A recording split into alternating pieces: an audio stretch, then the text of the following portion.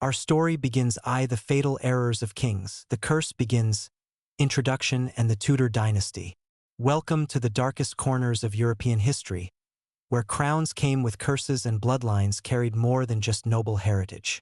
Today, we're diving deep into the legends of doomed royal families, where tragedy struck with such consistency that historians still debate whether these were mere coincidences or something far more sinister. Picture this. You're born into ultimate privilege, destined to rule nations, command armies, and shape the course of human history. Yet beneath the silk and gold, beneath the ceremonial splendor, lurks something that no amount of wealth or power can defeat. Call it fate, call it curse, or call it the inevitable price of absolute power. But royal families across Europe have faced patterns of tragedy so devastating, so persistent, that they've become the stuff of legend. The concept of royal curses isn't just medieval superstition. When you examine the genealogical records, the medical histories, and the suspicious clustering of deaths, madness, and misfortune in certain bloodlines, patterns emerge that are difficult to dismiss as mere coincidence. These aren't just isolated incidents of bad luck.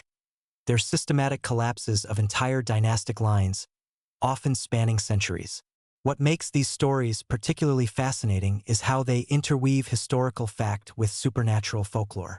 Were these families truly cursed by divine retribution, ancient grudges, or violated sacred oaths? Or were they victims of more earthly afflictions, genetic disorders amplified by centuries of inbreeding, sexually transmitted diseases passed down through generations, or simply the inevitable corruption that comes with absolute power? Let's begin our journey with perhaps the most famous cursed dynasty in English history, the Tudors. Their story starts with Henry VII, who seized the throne through conquest at the Battle of Bosworth Field in 1485, ending the Wars of the Roses by defeating Richard III. But Henry's victory came at a price that would echo through generations. The Tudor curse allegedly began with Henry VII's treatment of the previous royal line. After killing Richard III, Henry ordered the execution of potential rivals, including Edward, Earl of Warwick, who was merely 15 years old and posed no real threat except for his royal blood. Legend says that the Earl's mother, Anne Neville, cursed the Tudor line on her deathbed, declaring that no Tudor heir would live to see their children grow to maturity. Whether you believe in supernatural curses or not, the evidence is startling. Henry VII himself, despite founding the dynasty, lived in constant paranoia, surrounded by plots and rebellions. His eldest son Arthur, Prince of Wales, died mysteriously at age 15, just months after marrying Catherine of Aragon. The official cause was sweating sickness, but some historians suggest it might have been something more sinister, possibly an early manifestation of the syphilis that would later devastate the royal line. This brings us to the most infamous Tudor, Henry VIII. Here was a king who began his reign as a golden prince, tall, athletic, intelligent, and charismatic. Yet his reign became synonymous with brutality, paranoia, and an obsessive quest for a male heir that led him to execute 2 wives and break with Rome itself. But was Henry's transformation from Renaissance prince to tyrannical monster simply the result of power corrupting absolutely, or was something else at play? Modern historians have identified several factors that might explain Henry's dramatic personality change. Around 1536, Henry suffered a serious jousting accident that left him unconscious for 2 hours. Some believe this traumatic brain injury contributed to his later erratic behavior. But there's another, more disturbing theory, that Henry was suffering from syphilis, a disease that would explain not only his physical ailments, the leg ulcers that never healed, the obesity, the foul smell that contemporaries described, but also his mental deterioration. The evidence for Henry's syphilis is circumstantial but compelling.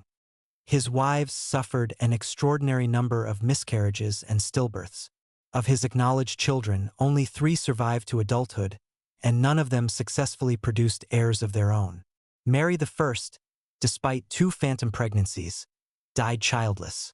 Elizabeth I famously remained the Virgin Queen, possibly due to medical complications that made pregnancy dangerous or impossible. Edward VI died at 15, possibly from the same inherited weaknesses that plagued the line. But the Tudor curse extends beyond just Henry's immediate family. Look at the broader pattern. Henry's sister Margaret Tudor married James IV of Scotland and founded a line plagued by violent deaths and madness.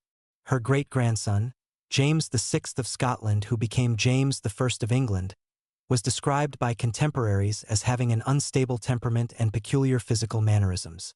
His son, Charles I, would lose his head to the executioner's axe in 1649. The curse seemed to follow multiple branches of the family tree. Henry's other sister, Mary Tudor, married Louis XII of France and then Charles Brandon, Duke of Suffolk. Her descendants through the Brandon line would face their own tragedies. Lady Jane Grey, Henry's great-niece, was executed at 17 after her 9-day reign. Her younger sisters Catherine and Mary Grey both died young after lives filled with imprisonment and persecution. What's particularly chilling about the Tudor curse is how it seemed to accelerate with each generation. Henry VII's reign, while paranoid and troubled, lasted 24 years. Henry VIII managed 38 years on the throne, despite his afflictions. But their descendants, Edward VI lasted 6 years, Lady Jane Grey 9 days, Mary I 5 years, and while Elizabeth I reigned for 45 years, she left no heirs, ending the Tudor line forever. The medical evidence supporting a biological explanation for the Tudor curse continues to mount. Recent analysis of Henry VIII's remains and contemporary accounts suggest he may have suffered from MacLeod syndrome, a rare genetic disorder that causes progressive physical and mental deterioration. The symptoms match perfectly: the personality changes, the leg problems, the fertility issues. If Henry carried this genetic mutation, it would explain the pattern of illness and early death throughout the Tudor lineage. But genetics alone doesn't explain everything. The Tudor court was a hotbed of political intrigue, sexual scandal, and religious upheaval. Henry's break with Rome created enemies throughout Catholic Europe. His matrimonial adventures scandalized even his own subjects. The constant threat of invasion, rebellion, and assassination created an atmosphere of perpetual crisis that took its toll on the entire royal family. The psychological pressure of wearing the Tudor crown was immense. Every marriage was a diplomatic negotiation. Every pregnancy was watched by the entire nation. Every illness was interpreted as a sign of divine displeasure or political weakness. The children of Henry VIII grew up in a world where their own father had executed their mothers or stepmothers, where religious allegiance could change overnight, where the wrong word could mean the Tower of London. Elizabeth I, the last Tudor monarch, perhaps understood the curse better than anyone. She famously declared that she was married to England, but was this truly a choice or a recognition that the Tudor bloodline was too dangerous to continue? Her courtiers noticed that she suffered from what they called fits of melancholy, periods where she would lock herself away and refuse to see anyone for days. She was obsessed with mirrors and cosmetics, possibly trying to hide the physical marks of whatever ailment ran in her family. The Virgin Queen's refusal to marry created a succession crisis that would eventually lead to the union of the English and Scottish crowns under James VI of Scotland. But even this wasn't the end of the Tudor curse's influence. James's son Charles I inherited many of the same obsessive, paranoid tendencies that had characterized his Tudor predecessors. His inability to work with Parliament, his belief in absolute divine right, and his stubborn inflexibility would ultimately cost him his head and temporarily end the monarchy itself. The Stuart line that followed would face its own curses: the Gunpowder Plot, the Great Fire of London, the plague outbreaks, and ultimately the Glorious Revolution that would forever limit royal power in England. But the shadow of the Tudor curse continued to loom large in English consciousness, a reminder that even the mightiest dynasties could fall victim to forces beyond their control. As we'll see throughout this exploration of cursed royal families, the Tudors represent just one example of how power, genetics, politics, and perhaps supernatural forces combined to create patterns of tragedy that defied explanation. Their story sets the stage for even more dramatic and mysterious royal curses that would unfold across Europe, each one adding another layer to the dark tapestry of monarchical doom that seemed to follow certain bloodlines like a hereditary shadow. The Tudor dynasty ended not with a bang but with a whimper, the last breath of a virgin queen who took the secrets of her family's curse to her grave, leaving behind only questions, theories, and the haunting reminder that sometimes the price of absolute power is absolute destruction. The Romanov tragedy, Russian imperial doom. But if the Tudor curse was a slow burn across generations, the Romanov curse was a catastrophic explosion that would shake the very foundations of the modern world. The story of Russia's last imperial family is perhaps the most documented and tragic example of a royal curse in action. A dynasty that ruled the largest empire in human history, only to meet their end in a basement in Ekaterinburg, executed like common criminals in the dead of night. The Romanov curse didn't begin with Nicholas II, the last Tsar. Its roots stretch back 3 centuries to the dynasty's very foundation, built upon violence, betrayal, and the systematic elimination of rival claimants to the throne. When Michael Romanov was elected Tsar in 1613, ending the time of troubles, few could have predicted that his family line would be marked by assassination, madness, and an almost supernatural pattern of tragic deaths. The first ominous sign came with Peter the Great's brutal modernization of Russia. While history remembers Peter as the Tsar who transformed Russia into a European power, his personal life was a catalogue of horrors that would haunt his descendants. He tortured and executed his own son Alexei, suspecting him of treason. He forced his first wife into a convent and married his mistress, a former servant. His court was a place of such debauchery and violence that foreign diplomats described it as barely civilized. Peter's descendants inherited not just his throne, but seemingly his capacity for self-destruction. Elizabeth I of Russia, Peter's daughter, was brilliant and capable but died childless, ending Peter's direct line. The throne passed to Peter III, a mentally unstable ruler who was overthrown and murdered by his own wife Catherine, the future Catherine the Great, after just 6 months on the throne. The official cause of Peter III's death was listed as hemorrhoidal colic, but everyone knew he had been strangled. Catherine the Great herself, despite her political success, lived in constant fear of the same fate.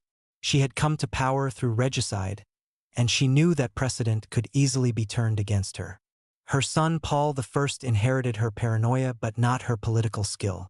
He became increasingly tyrannical and erratic, implementing bizarre military reforms and alienating the nobility with his unpredictable behavior. In 1801, he was assassinated in his bedroom in the Mikhailovsky Castle by a group of officers, strangled with a scarf while his son Alexander I waited in another room, fully aware of the plot. This pattern of violent death and succession would repeat throughout Romanov history. Alexander II, known as the liberator for freeing the serfs, survived multiple assassination attempts before finally being killed by a terrorist bomb in 1881.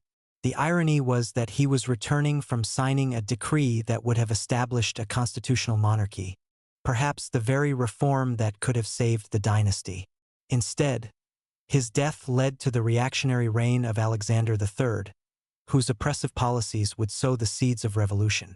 But the true manifestation of the Romanov curse began with Nicholas II, the last Tsar. From the moment of his coronation in 1896, tragedy seemed to follow him like a shadow. The coronation itself was marred by the Kodinka tragedy, where over 1,300 people were crushed to death in a stampede during the public celebrations. Many saw this as an evil omen for the new reign, and they weren't wrong. Nicholas was a weak ruler, overwhelmed by the responsibilities of governing the vast Russian Empire. But his personal curse was even more devastating than his political failures.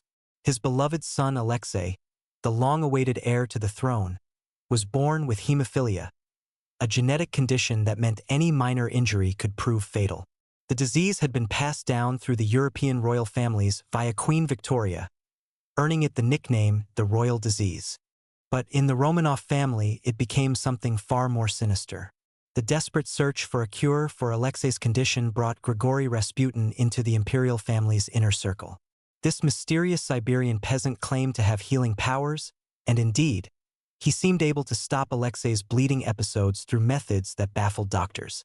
But Rasputin's influence over the Tsarina Alexandra became a national scandal. His drunken behavior, sexual escapades, and apparent control over imperial policy destroyed what remained of the dynasty's reputation. The curse seemed to manifest in multiple ways simultaneously. While Nicholas struggled with political crises and military defeats, His family life was consumed by the constant fear of Alexei's death. Every bump, every fall, every childhood accident could trigger a bleeding episode that might prove fatal. The Tsarina became increasingly isolated and hysterical, turning to mysticism and Rasputin's supposed spiritual powers. The other Romanov children, Olga, Tatiana, Maria, and Anastasia, grew up in an atmosphere of perpetual crisis and mounting dread. World War I accelerated the curse's fulfillment with devastating speed. Nicholas's decision to take personal command of the Russian armies was a disaster that left the country effectively in the hands of his German-born wife and the despised Rasputin. Military defeats mounted, the economy collapsed, and revolution became inevitable. The murder of Rasputin in December 1916 by aristocratic conspirators was seen as an attempt to save the monarchy, but it only hastened its end. When revolution finally came in March 1917, Nicholas abdicated not just for himself but for his son, recognizing that Alexei's condition made him unfit to rule. The family was initially held under house arrest, but as civil war erupted, their fate became increasingly precarious. The provisional government fell to the Bolsheviks, and Lenin's new regime saw the former Tsar and his family as too dangerous to leave alive. The end came on the night of July 16 to 17, 1918, in the basement of the Ipatov house in Ekaterinburg. Yakov Yurovsky, the chief executioner, later described how the family was awakened and told they were being moved for their safety. Instead, they were herded into the basement where a squad of Bolshevik guards waited with revolvers and rifles. Nicholas barely had time to say, "What?" before the shooting began. But even in death, the curse seemed to manifest in the most disturbing ways. The initial volley of shots failed to kill all the family members immediately. The daughters had sewn diamonds and jewels into their clothing, which acted as crude armor, deflecting bullets and prolonging their agony. Alexei, the hemophiliac child who had lived his entire life in fear of bleeding to death, was finished off with bayonets and rifle butts, his blood finally flowing freely in the dirt floor of a Siberian basement. The bodies were initially thrown down a mine shaft, then retrieved and burned with acid before being buried in secret graves. For decades, the location remained unknown, adding to the mystery and legends surrounding the family's fate. When the remains were finally discovered and identified in the 1990s, forensic analysis revealed the horrific details of their final moments, confirming that some family members had survived the initial shooting and suffered prolonged deaths.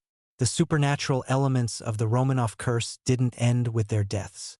Almost immediately, reports began circulating of apparitions and strange phenomena associated with the family. The Ipatov house itself became notorious for unexplained sounds, cold spots, and sightings of ghostly figures. Local residents reported seeing the figures of children playing in the ruins where the house once stood. The building was eventually demolished in 1977, but the reports continued. More significantly, every person involved in the execution seemed to meet a violent end. Yurovsky died of peptic ulcer in 1938, spending his final years haunted by nightmares and claiming he could hear the voices of the murdered children. Most of the other executioners were killed during Stalin's purges or died mysterious deaths. Even the political leaders who ordered the execution, Lenin, Trotsky, and others, would eventually face violent ends themselves, as if the curse had spread beyond the immediate perpetrators. The Romanov curse extended to those who survived the revolution as well. The extended family members who escaped Russia faced exile, poverty, and continued persecution. Many died in obscurity, their imperial titles meaningless in the modern world. Those who remained in Russia were systematically hunted down and executed during the early years of Soviet power. The curse seemed determined to eliminate every trace of Romanov blood from the earth. Perhaps most chilling of all, the curse appeared to follow the Romanov legacy into the Soviet era. The Russian people, who had welcomed the end of Tsarist autocracy, soon found themselves under an even more brutal dictatorship. Stalin's regime would kill millions of Russians through purges, famines, and forced labor camps. The country that had destroyed its royal family in the name of liberation would spend the next 70 years under totalitarian rule, far more oppressive than anything the Tsars had ever imposed. The rehabilitation of the Romanov family's memory in post-Soviet Russia has taken on almost mystical dimensions. Nicholas II and his family were canonized as saints by the Russian Orthodox Church, not for their political achievements, but as passion-bearers who faced suffering and death in a Christ-like manner. Their story has become a symbol of Russian suffering and redemption, transformed from a tale of political failure into a religious martyrdom. But even this rehabilitation carries overtones of the curse. The Russia that has embraced the Romanov memory is once again an autocratic state, ruled by a leader who styles himself as a new czar. The patterns of paranoia, violence, and systematic oppression that characterized the worst periods of Romanov rule seem to have returned in new forms. Perhaps the curse was never about the family itself, but about the system of absolute power they represented, a system that seems destined to destroy both its rulers and its subjects in an endless cycle of violence and revenge. The Romanov story stands as the most dramatic example of how quickly and completely a royal curse can manifest. In just 4 years, from 1914 to 1918, a dynasty that had ruled for over 3 centuries was completely obliterated. Their empire collapsed, their family was murdered, and their very names became synonymous with failure and tragedy. The curse that had been building for generations finally reached its climax in that basement in Ekaterinburg, where the screams of dying children marked the end of an era and the beginning of even darker times for the Russian people. Part 3: Habsburg Madness. The Spanish Succession Crisis and the Curse of Inbreeding. If the Romanov curse was a violent explosion that ended in basement executions, the Habsburg curse was a slow, genetic implosion that played out over centuries, creating some of the most physically and mentally damaged rulers in European history. The House of Habsburg didn't just rule an empire, they became a living laboratory for the catastrophic effects of royal inbreeding, producing heirs so deformed and mentally unstable that their very existence threatened the stability of half of Europe. The Habsburg curse began with what seemed like a brilliant political strategy: marrying within their own extended family to keep power consolidated and territories united. Their motto became, "Let others wage war. You, happy Austria, marry." But this policy of strategic inbreeding would eventually produce rulers so genetically compromised that they could barely function as human beings, let alone as monarchs of vast empires. The most infamous victim of the Habsburg curse was Charles II of Spain, known to history as El Hechizado, the Bewitched. Born in 1661, Charles was the product of generations of Habsburg intermarriage so intense that his parents were more closely related than typical siblings. His family tree doesn't branch. It's practically a straight line, with the same names appearing over and over again as ancestors married their own relatives in an endless cycle of genetic narrowing. Charles's physical appearance was so shocking that court painters struggled to make him look remotely human in official portraits. His lower jaw jutted out so far that he couldn't chew food properly and could barely speak intelligibly. His tongue was so large that it didn't fit in his mouth, causing him to drool constantly and making his speech nearly incomprehensible. He was bald by the age of 35, had virtually no muscle tone, and walked with a shuffling gait that made him appear decades older than his actual age. But Charles's physical deformities were nothing compared to his mental state. He was subject to seizures, fits of rage, and periods of complete catatonia where he would sit motionless for hours, staring at nothing. Court physicians reported that he frequently conversed with invisible people and claimed that demons were living in his walls. He was obsessed with death and spent hours each day in the royal crypts, talking to the decomposing bodies of his ancestors. The Habsburg curse manifested most cruelly in Charles's complete inability to produce an heir. Despite 2 marriages to healthy women, he proved utterly incapable of consummating either union. His autopsy, performed after his death in 1700, revealed the horrifying extent of his genetic damage. His heart was the size of a peppercorn, his lungs were corroded, his intestines were putrefied, and he had only a single testicle, which was completely black and useless. Charles's death without an heir triggered the War of the Spanish Succession, a devastating conflict that engulfed Europe for 13 years and killed over 1 million people. Entire nations went to war because one man's genetic heritage had been so catastrophically compromised by centuries of inbreeding that he couldn't perform the most basic function expected of a king: producing the next generation. But Charles II was just the most extreme example of the Habsburg curse. The pattern of genetic deterioration had been building for generations, creating a parade of mentally unstable and physically deformed rulers who nonetheless held absolute power over millions of subjects.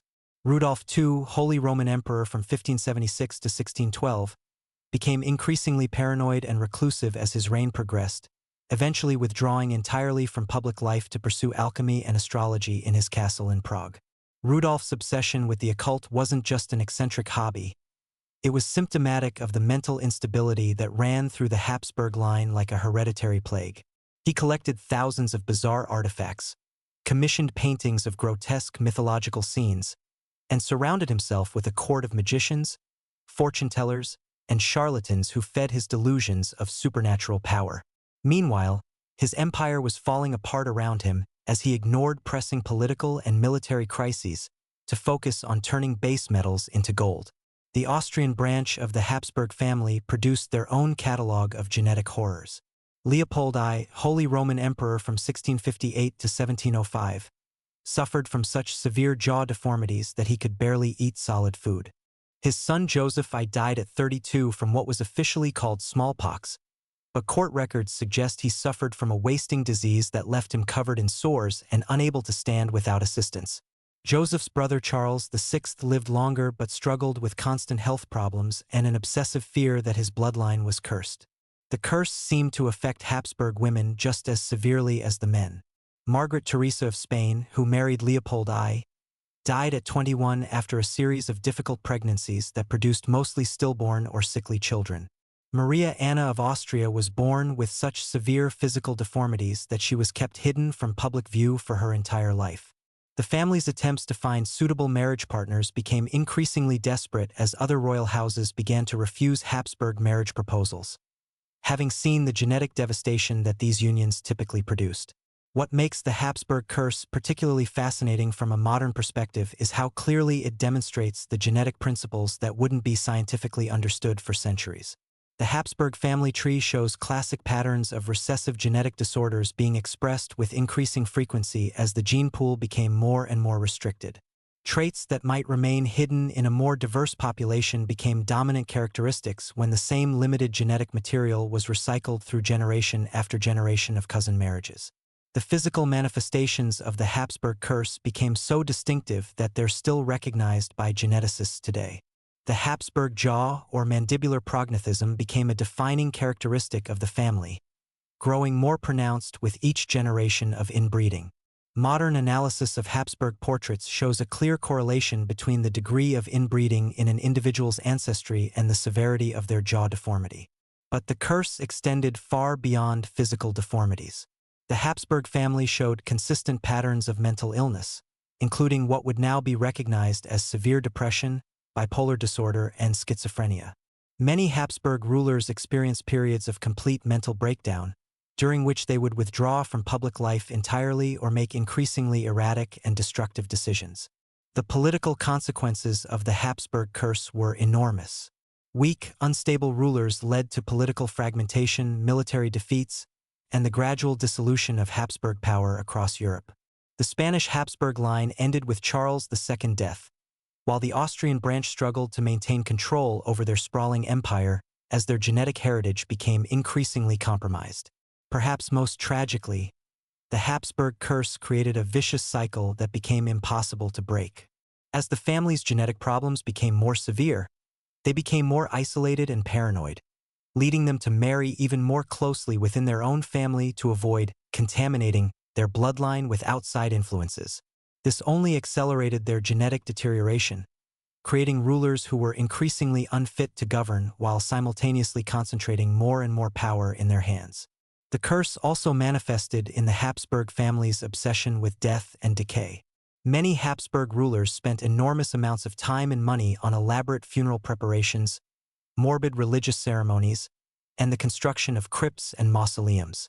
The imperial crypt in Vienna contains the remains of over 140 Habsburg family members, and many of the rulers insisted on being buried with bizarre ritual objects or in strange positions that reflected their disturbed mental states.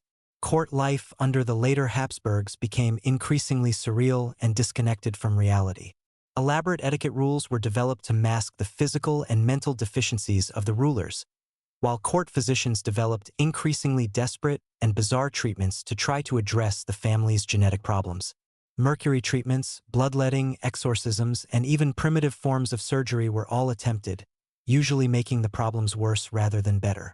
The Habsburg curse reached its final expression in the person of Archduke Franz Ferdinand, whose assassination in Sarajevo in 1914 triggered World War I. Franz Ferdinand himself wasn't as severely affected by the genetic problems as some of his ancestors, but his position as heir to the throne made him a target for the ethnic tensions that Habsburg policies had created throughout their empire. His death marked the beginning of the end for the Habsburg dynasty and the Austro-Hungarian Empire itself. The collapse of Habsburg power after World War I represented the final victory of the family curse. An empire that had once controlled much of Europe was broken up into dozens of smaller nations. While the surviving Habsburg family members went into exile, their titles meaningless and their genetic heritage a burden rather than a blessing. The curse that had begun as a political strategy keeping power within the family through strategic marriages had ultimately destroyed the very empire it was meant to preserve. Modern genetic analysis of the Habsburg family tree reveals the full extent of the damage caused by centuries of inbreeding. The coefficient of inbreeding for Charles II of Spain was higher than that typically found in children of parent-child or brother-sister matings. The family had literally bred themselves into genetic extinction, creating rulers so compromised that they couldn't perform the basic functions of monarchy or even of human existence. The Habsburg curse stands as one of history's clearest examples of how the pursuit of power can become self-destructive when taken to extremes. Their story serves as a cautionary tale about the dangers of isolating power within too narrow a group, whether through genetic inbreeding or political insularity. The curse that began with the simple desire to keep power within the family ended with the complete destruction of that family's ability to wield power at all, leaving behind only a legacy of genetic horror and political collapse that would reshape the map of Europe forever. Part 4. Royal Physicians and Court Scandals. The healers who became kingmakers. Behind every cursed royal family stood an army of physicians, healers, and medical charlatans who wielded power that often rivaled that of prime ministers and generals. These men, and they were almost exclusively men, held the most intimate secrets of their royal patients, witnessed their most vulnerable moments, and often shaped policy through their medical recommendations. But with such access came enormous opportunities for corruption, manipulation, and scandal that could topple dynasties and reshape the political landscape of Europe. The relationship between royal physicians and their patients was unlike any other in the medieval and early modern world. These doctors didn't just treat diseases. They became confidants, political advisors, and keepers of state secrets. They knew which kings were impotent, which queens were barren, which princes were mad, and which heirs were dying. This knowledge made them incredibly powerful but also incredibly dangerous, both to themselves and to the stability of the realm. Perhaps no royal physician embodied these contradictions more dramatically than Johann Friedrich Struensee, the German doctor who became the de facto ruler of Denmark through his treatment of the mentally ill King Christian VII. Struensee arrived in Copenhagen in 1768 as a young, idealistic physician influenced by Enlightenment thinking. He was brought in to treat Christian VII, who was suffering from what we would now recognize as severe mental illness, possibly exacerbated by syphilis contracted during his dissolute youth.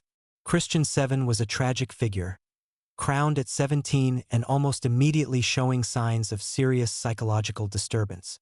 He would have violent outbursts followed by periods of catatonic withdrawal. He compulsively masturbated in public, spoke to imaginary people, and flew into rages that left courtiers fearing for their lives. Previous physicians had tried everything from bloodletting to exorcism, but nothing worked until Struensee arrived with his radical new approach. Instead of trying to cure the king's madness, Struensee chose to manage it. He introduced a daily routine of baths, exercise, and carefully regulated activities that helped stabilize Christian's mood swings. More controversially, he also introduced the king to new forms of entertainment and relaxation that scandalized the conservative Danish court. Under Struensee's care, Christian became more functional, though he remained clearly mentally ill. But Struensee's success in treating the king gave him unprecedented access to royal power. As Christian became more dependent on his physician, Struensee began issuing orders in the king's name. What started as medical recommendations gradually became political directives. Within 2 years, this foreign doctor had effectively become the ruler of Denmark, implementing radical reforms that abolished torture, granted freedom of the press, and restructured the entire government. The situation became even more scandalous when Struensee began a passionate affair with Queen Caroline Matilda, Christian's young English wife. The Queen, trapped in a loveless marriage to a mentally ill husband, found in Struensee not just a lover but an intellectual equal who shared her progressive political views. Their relationship produced a daughter, Princess Louise Augusta, whose parentage was an open secret at court.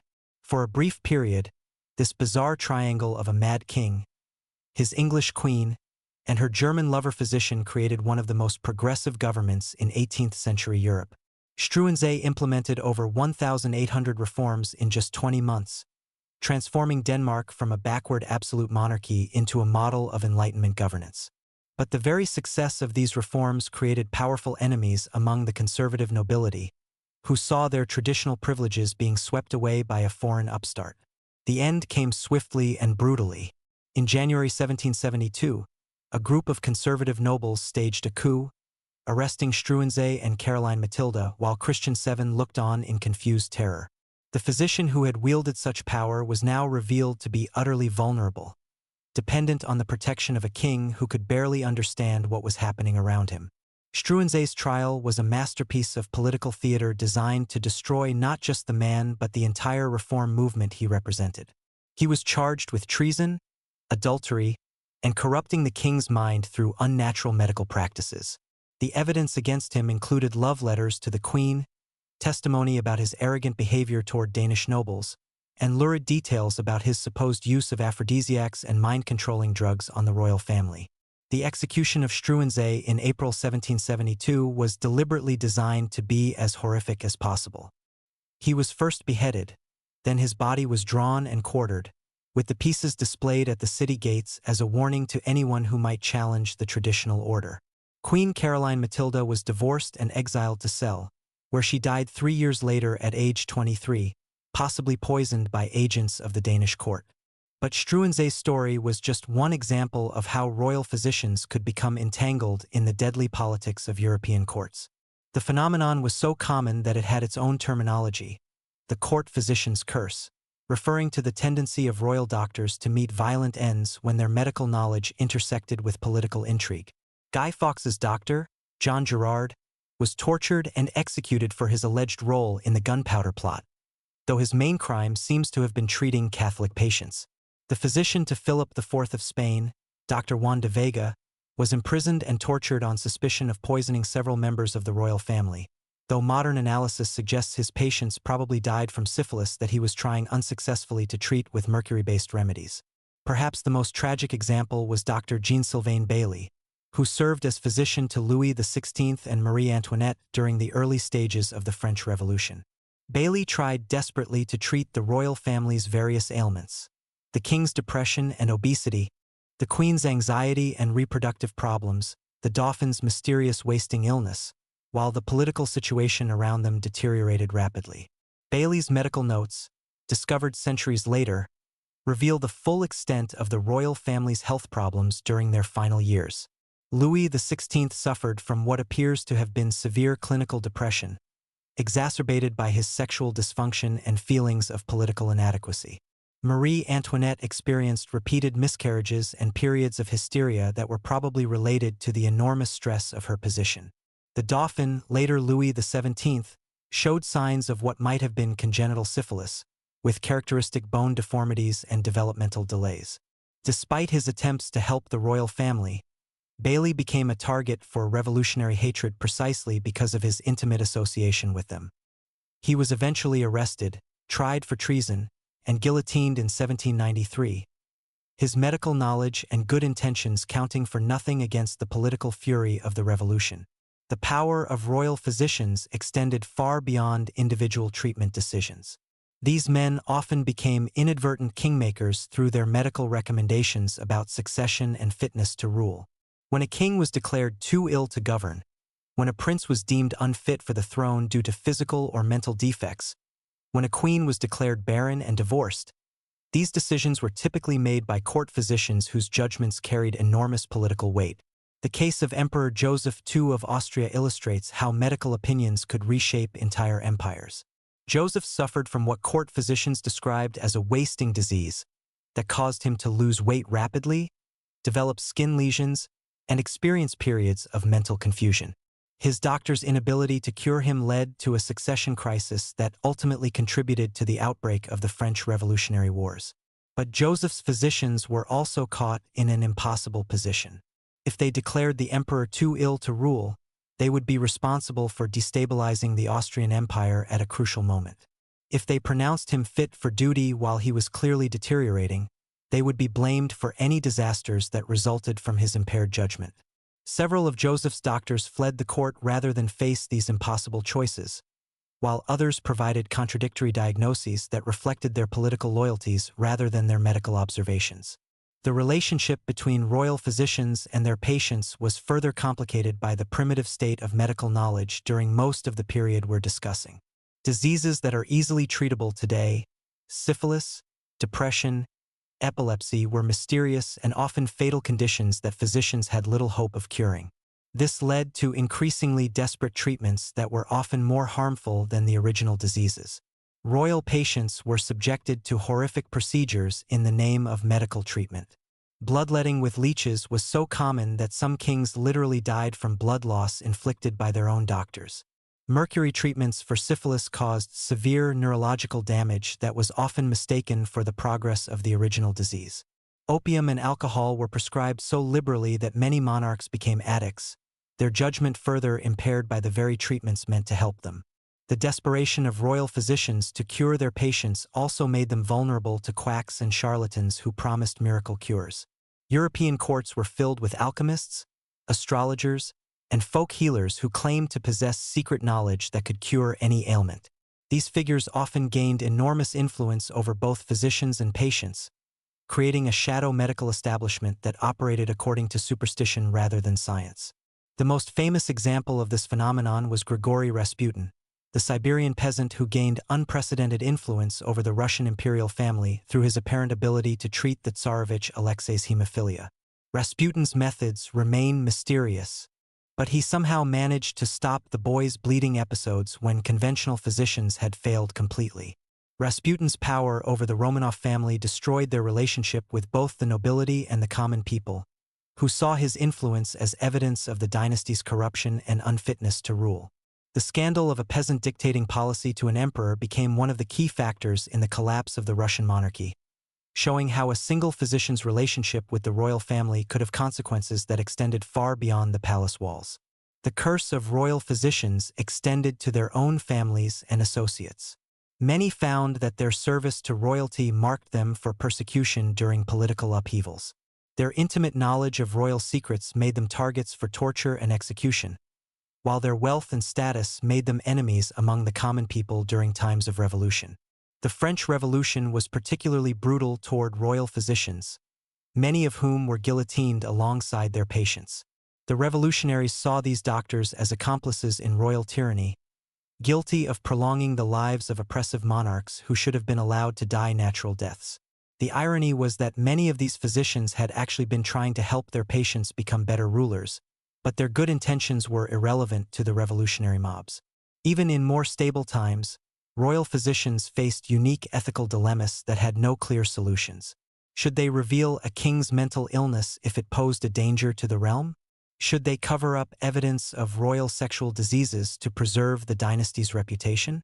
Should they participate in succession disputes by declaring certain heirs unfit to rule? These questions had no right answers, and physicians who made the wrong choices often paid with their lives. The legacy of royal physicians and their scandals extends far beyond the individuals involved. These men and their controversial relationships with their patients helped shape the development of medical ethics, the relationship between medicine and politics, and the very concept of patient confidentiality. Their stories remind us that medicine is never practiced in a political vacuum, and that those who treat the powerful must be prepared to face the consequences of their intimate knowledge of human weakness and vulnerability. Part 5. Forbidden Practices and Dark Court Secrets. The Shadow World of Royal Depravity. Behind the gilded facades and ceremonial splendor of European royal courts lay a shadow world of forbidden practices, dark rituals, and unspeakable secrets that would have horrified their subjects if the truth had ever come to light. These weren't just the usual scandals of adultery and political corruption. They were systematic patterns of behavior so deviant and dangerous that they had to be hidden behind layers of court etiquette, religious ceremony, and carefully orchestrated public relations. The nature of absolute power itself seemed to corrupt those who wielded it, leading them into increasingly extreme forms of behavior as normal human pleasures lost their ability to satisfy. When you can have anything you want, when no one can tell you no, when your slightest whim becomes law, the boundaries between acceptable and unacceptable behavior begin to dissolve. What emerges is a world where the most powerful people in Europe indulged in practices that would have been considered not just immoral, but literally damning to their souls. Perhaps no royal court embodied this descent into darkness more completely than that of Gilles de Rais, the Marshal of France who fought alongside Joan of Arc before becoming one of history's most notorious serial killers. De Rais wasn't technically a monarch, but his wealth and position gave him power that rivaled that of kings, and his crimes reveal the depths of depravity that absolute power could enable. After his military career ended, de Rais retreated to his vast estates in Brittany, where he began experimenting with alchemy and black magic in an attempt to restore his depleted fortune. But his occult interests quickly became an obsession that consumed his entire existence. He filled his castles with libraries of forbidden books, laboratories for alchemical experiments, and torture chambers where he conducted increasingly horrific rituals. De Rais's crimes escalated from grave robbing and animal sacrifice to the systematic torture and murder of children. Over the course of 8 years, he and his accomplices killed an estimated 140 children, mostly peasant boys between the ages of 6 and 18. The murders weren't random acts of violence. They were carefully orchestrated rituals designed to invoke demonic power and achieve supernatural knowledge. The details of de Rais's crimes, recorded during his trial in 1440, are so horrific that many historians have questioned whether they could possibly be true. Children were abducted from nearby villages and brought to his castles, where they were subjected to torture sessions that could last for days. De Rais took particular pleasure in their terror and suffering, often sitting for hours watching his victims die slowly while he masturbated and recited incantations from his collection of grimoires. What makes de Rais's story particularly chilling is how long he was able to continue these practices without interference. His noble birth and vast wealth protected him from investigation, while his reputation as a war hero made accusations against him seem impossible to believe. The local church authorities knew that children were disappearing from villages near his estates, but they were either too intimidated or too corrupted to take action against such a powerful figure. The pattern of protected deviance that enabled de Rais's crimes was repeated throughout royal courts across Europe, though rarely to such extreme degrees. The combination of absolute power, social isolation, and the belief in divine right created environments where normal moral constraints simply didn't apply. What would be unthinkable crimes for ordinary people became just another form of royal privilege for those born to rule. The court of Catherine de' Medici in 16th-century France provides another window into the dark practices that flourished behind palace walls. Catherine wasn't just a political manipulator. She was deeply involved in occult practices that combined elements of astrology, alchemy, and what can only be described as witchcraft. Her private apartments in the Louvre included a hidden tower where she consulted with fortune-tellers, prepared magical potions, and conducted rituals designed to influence political events through supernatural means. Catherine's involvement with the occult wasn't just a personal hobby. It became an integral part of her political strategy. She used astrology to time important decisions, employed court magicians to curse her enemies, and allegedly used poison derived from alchemical experiments to eliminate political rivals. Her collection of over 200 grimoires and magical texts was one of the largest in Europe, and she spent enormous sums importing rare ingredients for her potions and rituals. The most disturbing aspect of Catherine's occult practices was how they involved her own children. She consulted astrologers about their futures, subjected them to magical rituals designed to ensure their success, and allegedly used them as subjects for experiments with love potions and mind-controlling drugs. Several of her sons died young under mysterious circumstances, leading to speculation that they may have been victims of their mother's magical experiments gone wrong. Catherine's court became a magnet for occultists, charlatans, and practitioners of forbidden arts from across Europe. The most famous was Nostradamus, whose prophecies she consulted regularly for guidance on political matters. But she also employed less reputable figures, including Cosimo Ruggieri, an Italian sorcerer who allegedly helped her poison several political enemies, and the mysterious Mage of Blois, whose real name has been lost to history but who was said to possess the power to raise the dead. The influence of these occult practices extended far beyond Catherine's personal court. Her sons, who ruled France successively as Francis II, Charles IX, and Henry III, all showed signs of having been deeply affected by their exposure to their mother's dark arts.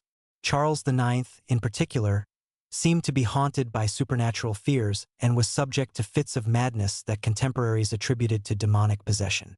Perhaps the most shocking example of institutionalized depravity in royal courts was the widespread practice of ritual child abuse that masqueraded as religious ceremony or medical treatment. The Holy Roman Emperor Rudolph II maintained a court in Prague that was notorious for its collection of children who were subjected to various forms of abuse under the guise of alchemical experiments and magical rituals. Rudolph's court attracted the most depraved individuals from across Europe, including John Dee, the English mathematician and occultist who claimed to communicate with angels through crystal gazing and elaborate magical ceremonies. Dee's sessions with Rudolph often involved children who were used as spiritual mediums, subjected to drug-induced trances, sexual abuse, and psychological torture that was justified as necessary for achieving divine revelation. The sexual practices of European royal courts often crossed boundaries that would have been unthinkable in normal society.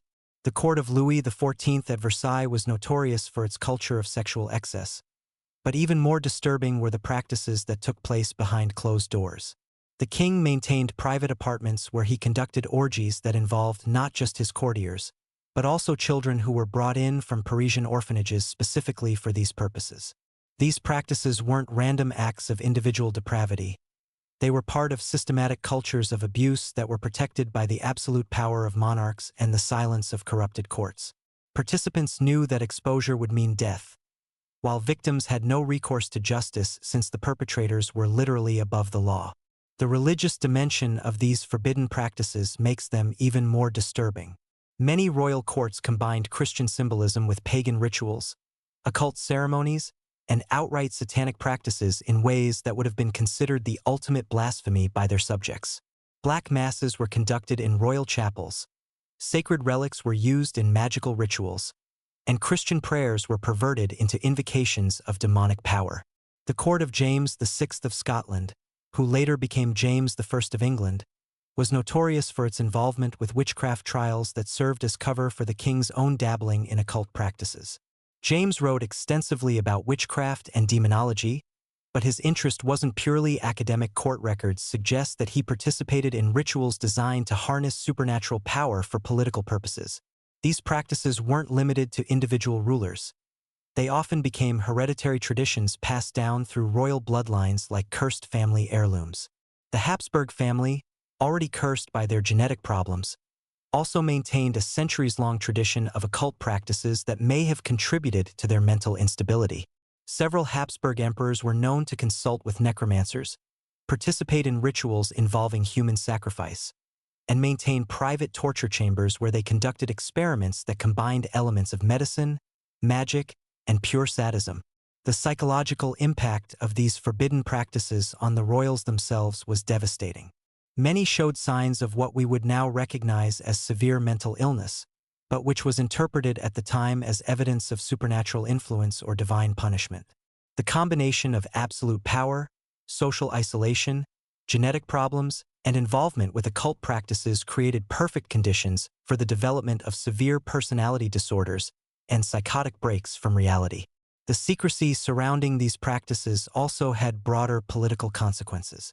The enormous effort required to hide the truth about royal behavior created parallel power structures of blackmailers, accomplices, and enforcers who often wielded more real influence than official government ministers. Knowledge of royal secrets became a form of currency that could be traded for wealth, position, and protection, creating networks of corruption that extended throughout the entire political system. The suppression of information about royal depravity also contributed to the development of increasingly sophisticated propaganda and public relations techniques. Royal courts became expert at crafting public images that bore no resemblance to the reality of palace life, creating mythologies of pious, virtuous rulers that persisted long after the dynasties themselves had fallen. Perhaps most disturbing of all, many of these forbidden practices were justified through elaborate philosophical and theological arguments that portrayed them as necessary for the maintenance of royal power. Court scholars developed theories that exempted rulers from normal moral constraints, arguing that their divine right to rule extended to immunity from conventional standards of behavior. What would be crimes for ordinary people became sacred duties for those chosen by God to rule. The legacy of these dark court secrets continues to influence our understanding of power and its corruption.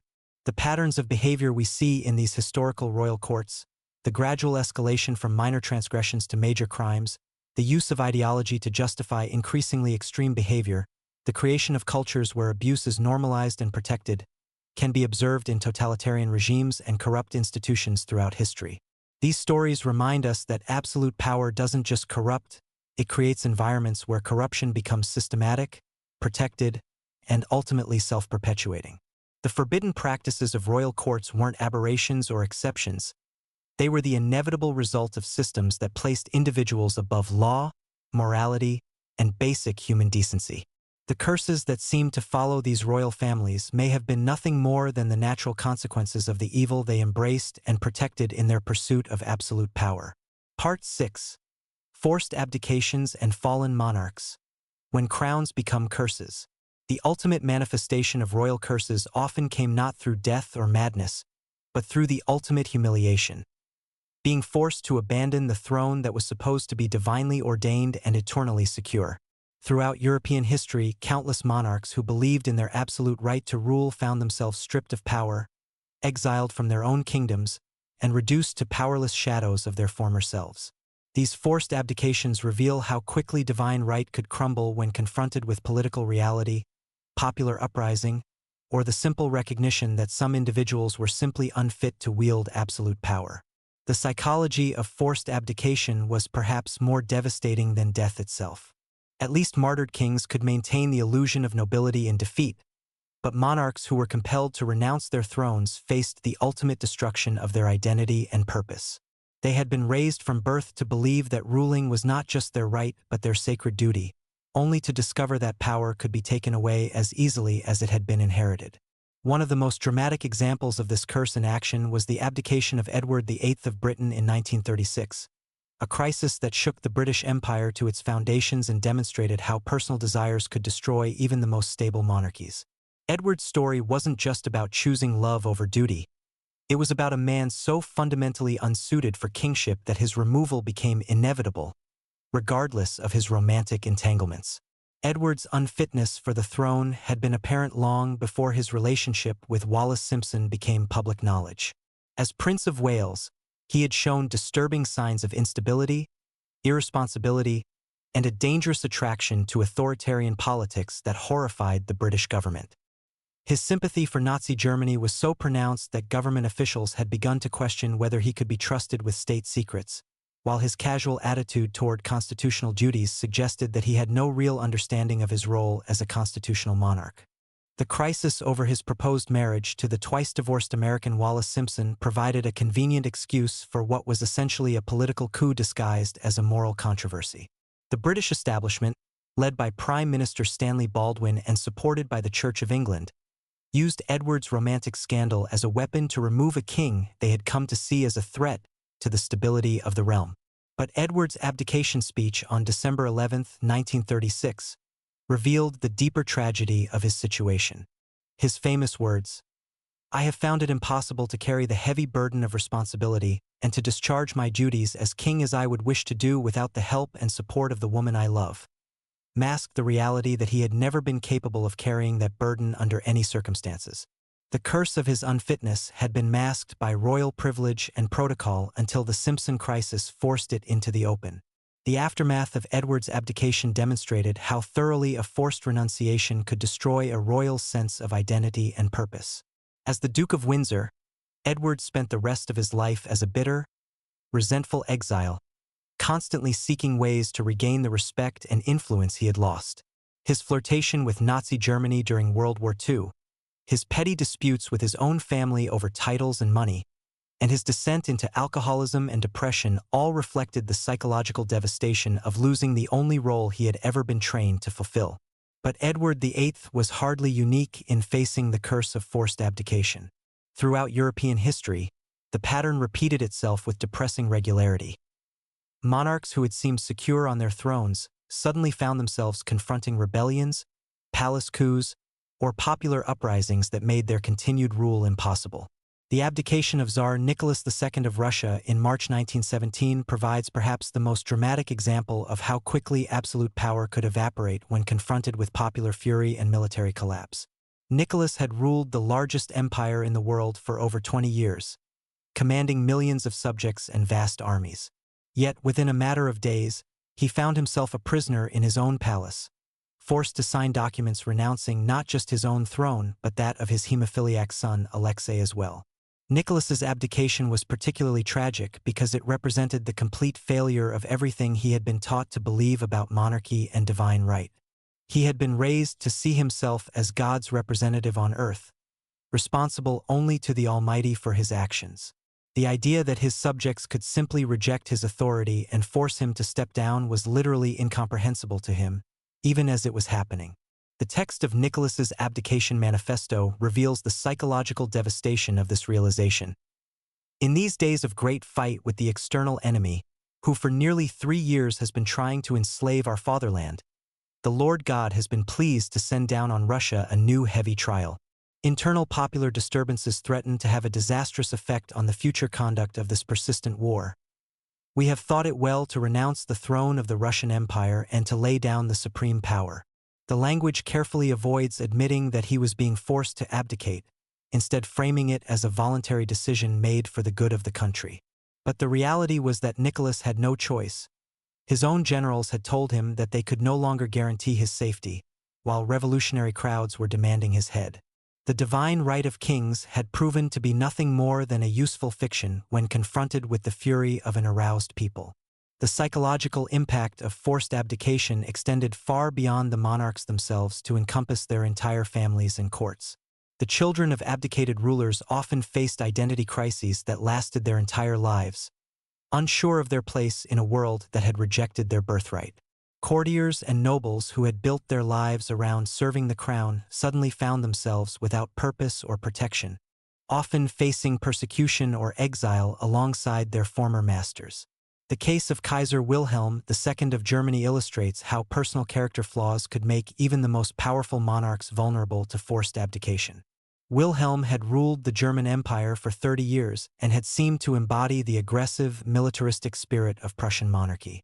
But his erratic personality, poor judgment, and inability to work effectively with his own government made him increasingly isolated as World War I progressed.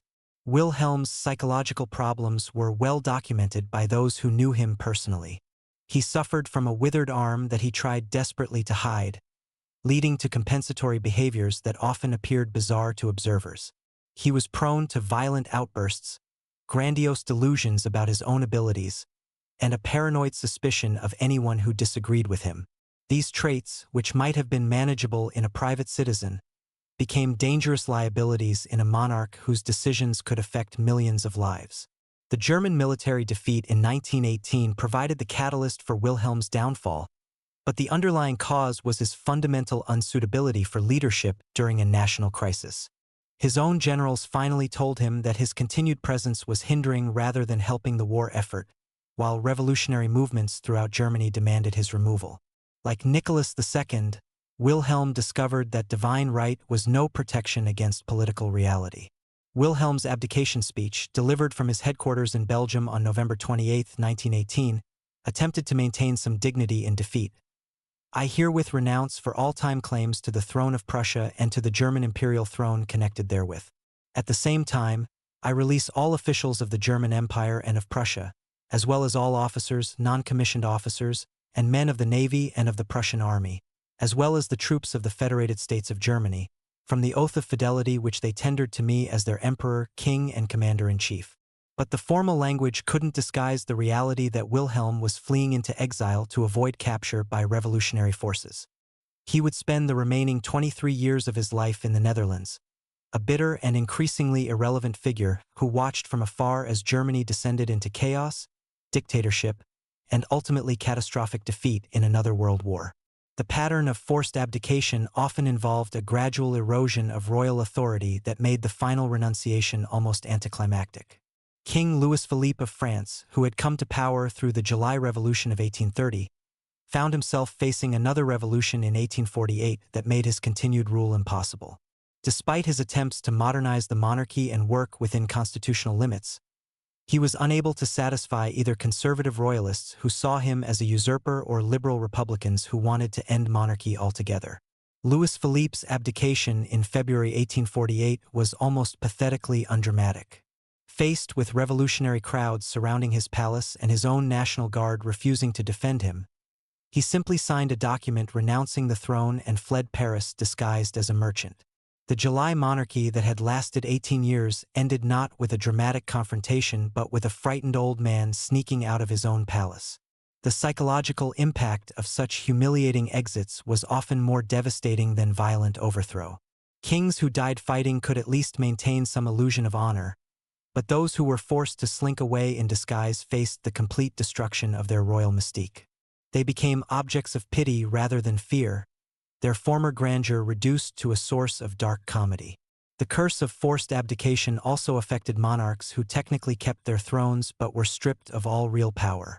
Victor Emmanuel III of Italy provides a tragic example of how a king could become a prisoner of his own crown, maintained in office only as long as he served the interests of more powerful forces.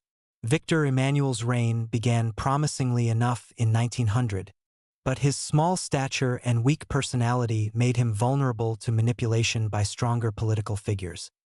His decision to appoint Benito Mussolini as prime minister in 1922 was perhaps the most catastrophic political decision in Italian history, but it reflected his inability to resist pressure from conservative politicians who thought they could use the fascists for their own purposes. For over 20 years, Victor Emmanuel remained on the throne while Mussolini systematically destroyed Italian democracy and led the country into disastrous military adventures. The king's attempts to maintain some independence were consistently frustrated, and he became increasingly isolated and powerless within his own palace. By the end of World War II, he was widely seen as complicit in fascist crimes, even though he had been largely powerless to prevent them. Victor Emmanuel's final abdication in 1946 was almost inevitable, coming just weeks before a referendum that abolished the Italian monarchy altogether. But unlike other forced abdications, his renunciation couldn't restore his honor or dignity. He died in exile 3 years later, remembered primarily as the king who had allowed fascism to destroy his country. The curse of forced abdication reveals perhaps the deepest contradiction in the concept of absolute monarchy: the belief that certain individuals are divinely chosen to rule, regardless of their personal fitness for leadership.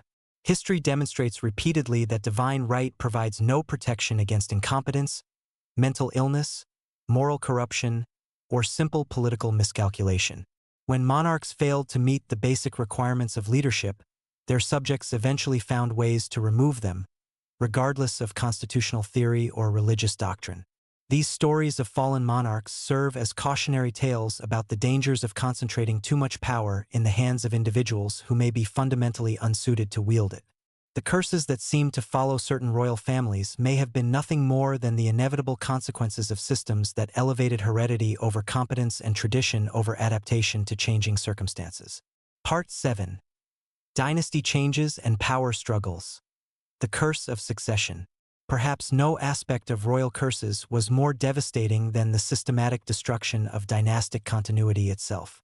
Throughout European history, established royal houses that had ruled for centuries suddenly found themselves replaced by rival claimants, foreign invaders, or entirely new dynasties that emerged from the chaos of succession crises.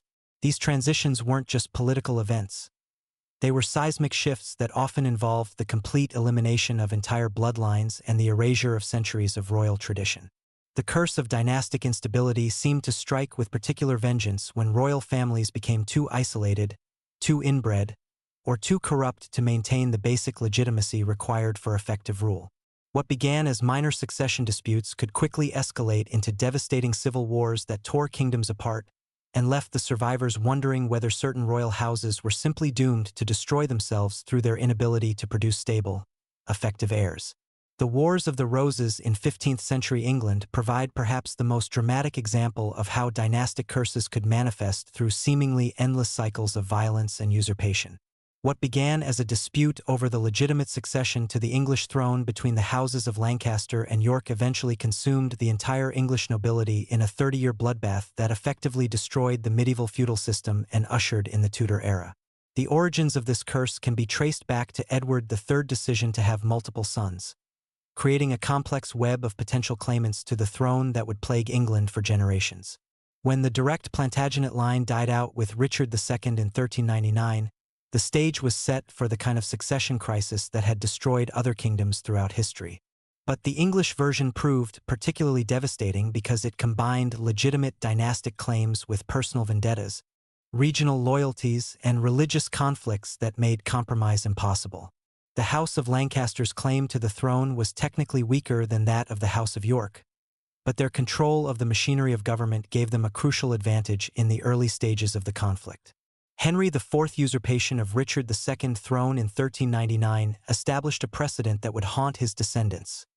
If one royal could be overthrown by another with a better claim, then no throne was truly secure. The psychological impact of this uncertainty was devastating for subsequent Lancastrian kings. Henry V tried to escape the curse through military glory in France, but his early death left the kingdom in the hands of his infant son Henry VI, whose mental instability would eventually trigger the full-scale civil war that had been brewing for decades. Henry VI's reign illustrated how personal unfitness could accelerate dynastic curses. His periodic mental breakdowns, possibly inherited from his grandfather Charles VI of France, left the kingdom without effective leadership at crucial moments. His inability to father an heir for the first 15 years of his marriage to Margaret of Anjou raised questions about the dynasty's viability, while his weakness as a military leader encouraged challenges from ambitious nobles who had previously remained loyal. The psychological profile of Henry VI reveals the devastating effects of the succession curse on individual monarchs. Contemporary accounts describe a man who was by nature gentle, pious, and scholarly qualities that might have made him an admirable private citizen but were disastrous in a medieval king. He reportedly fainted at the sight of blood, showed no interest in military affairs, and preferred reading religious texts to governing his kingdom. Henry's mental breakdowns often coincided with political crises, suggesting that the stress of kingship was literally driving him insane. During his first major episode in 1453, he became completely catatonic for over a year, unable to recognize his own wife and child. When he finally recovered, he found that Richard of York had been appointed protector of the realm and that the political landscape had shifted dramatically against him. The Battle of Towton in 1461 marked the effective end of Lancastrian rule, but it also demonstrated the ultimate futility of trying to resolve succession disputes through violence. Contemporary accounts describe a battle so bloody that it shocked even medieval sensibilities, with an estimated 28,000 men killed in a single day. The snow-covered battlefield was said to be stained red with blood for miles around, creating an image of apocalyptic destruction that seemed to symbolize the curse consuming the English monarchy. Edward IV's victory at Towton should have ended the dynastic curse, but instead it simply transferred the pattern of instability to the House of York. Edward proved to be an effective military leader and a competent administrator, but his secret marriage to Elizabeth Woodville created new factions and resentments that would eventually destroy his dynasty as thoroughly as the Lancastrians had been destroyed. The curse of the House of York manifested most dramatically in the fate of Edward IV's sons, the famous princes in the Tower. The disappearance and presumed murder of 12-year-old Edward V and his younger brother Richard in 1483 remains one of history's most haunting mysteries, but it clearly illustrates how dynastic curses could consume even innocent children who had done nothing more than inherit the wrong bloodline at the wrong time. Richard III's usurpation of his nephew's throne represented the ultimate corruption of the succession system. Here was a man who had loyally served his brother Edward IV for years, yet who was willing to destroy his own family to gain power. The psychological transformation required for such betrayal suggests that the curse of succession had corrupted the very concept of family loyalty that was supposed to be the foundation of hereditary monarchy. Richard's brief reign was marked by the kind of paranoid tyranny that characterized many cursed monarchs. He executed potential rivals without trial, alienated former allies through his suspicious behavior, and created an atmosphere of fear that made rebellion almost inevitable. His death at the Battle of Bosworth Field in 1485 marked not just the end of his personal reign, but the complete extinction of the Plantagenet dynasty that had ruled England for over 300 years. Henry Tudor's victory at Bosworth was supposed to end the succession curse by uniting the claims of Lancaster and York through his marriage to Elizabeth of York. But as we've seen, the Tudor dynasty would develop its own patterns of instability and self-destruction that suggest the curse simply found new ways to manifest itself. The Spanish succession crisis of the early 18th century provides another example of how dynastic curses could have international consequences that extended far beyond the affected kingdom. The death of Charles II of Spain in 1700 without an heir triggered a European-wide conflict that lasted 13 years and killed over 1 million people, all because one man's genetic heritage had been so compromised by inbreeding that he couldn't perform the basic royal function of reproduction. The complex web of claims to the Spanish throne illustrates how succession curses could create impossible situations where every solution led to greater problems. Charles II will named Philip of Anjou, the grandson of Louis XIV of France, as his heir, but this choice threatened to create a French-Spanish superstate that would dominate Europe. The alternative claimant, Archduke Charles of Austria, had an equally valid claim but represented the Habsburg interests that other European powers feared just as much. The resulting War of the Spanish Succession demonstrated how dynastic failures could destabilize entire continents. Battles were fought from Spain to the Netherlands, from Italy to North America, as European powers struggled to prevent any single dynasty from achieving dominance. The Treaty of Utrecht that finally ended the conflict in 1713 required Philip V to renounce his claims to the French throne, effectively partitioning the Spanish and French Bourbon lines to prevent future succession crises. But the deeper curse affecting the Spanish Habsburgs couldn't be resolved through diplomatic treaties. The genetic damage that had made Charles II unfit to rule had been building for generations, and the new Bourbon dynasty would inherit many of the same problems that had destroyed their predecessors. Philip V himself showed signs of severe mental illness, including periods of deep depression where he refused to change his clothes for months at a time and believed that he was already dead. The curse of succession also manifested in the systematic elimination of rival claimants that became a standard feature of dynastic transitions. When new dynasties came to power, they typically had to murder or exile everyone with a better hereditary claim to the throne, creating cycles of violence that could last for generations. The rise of the Romanov dynasty in Russia illustrates this pattern perfectly. When Michael Romanov was elected Tsar in 1613, ending the time of troubles, his family's claim to the throne was relatively weak compared to other surviving members of the old royal house. The solution was systematic. Over the following decades, the Romanovs either executed, exiled, or forced into monasteries anyone whose bloodline posed a potential threat to their legitimacy. This process of elimination created its own psychological curse for the Romanov rulers. They had gained power through violence and betrayal, and they lived in constant fear that others would use the same methods against them.